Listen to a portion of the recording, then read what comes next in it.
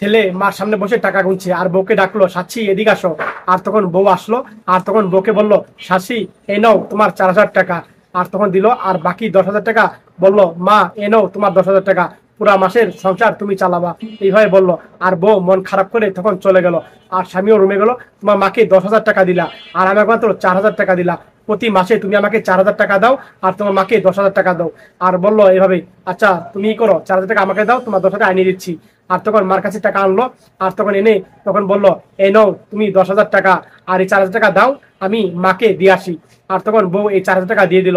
আর মাকে দিতে যাবে, তখন বললো, সাচি শুনো, এই রুম ভাড়া দিতে হবে, আর তার জন্য আমাকে 3,000 টাকা দাও, এইভাবে বললো। আর তখন আচ্ছা দিচ্ছি। আর তখন 3,000 টাকা গুনে বউ তখন স্বামীকে দিল। আর বললো, ও সাচি, আরেকটা কথা, ওই কারেন্ট বিল, গ্যাস বিল, এগুলা মিলে তখন আরো 5,000 টাকা লাগবে, দাও। আর তখন 5,000 টাকা আরো তাকে দিল। আর তখন বললো যে, ও আরেকটা কথা ভুলে গেছি, স্কুল ফি, মার যাতায়াত, রিক্সা ভাড়া, এগুলা মিলে তুমি আমাকে আরো 2,000 টাকা দাও। আর তখন এই বউটি আরো 2,000 টাকা গুনে তখন দিল। আর তখন 2,000 টাকা গুনে যখন দিল, আর তখন দেখতে পেলো আর 2,000 টাকা আছে। আর তখন বললো, মাত্র কি হয়েছে? আর তখন বললো, মাত্র আমার কাছে আর 2,000 টাকা আছে। বললো, ও সাচি শোনো, মাকে 10,000 টাকা আমি যে দেই, মা কিভাবে যে সারা মাসের সংসার চালা, এটা শুধু মাই জানে, আর আমি জানি, তুমি সেটা জানো না। মা অনেক কষ্ট করে, অনেক হিসাব করে, তারপরে 10,000 টাকা নিয়ে সংসার চালা, সমস্ত খরচ করে। এইভাবে কথাগুলো স্বামী বউকে বলছে।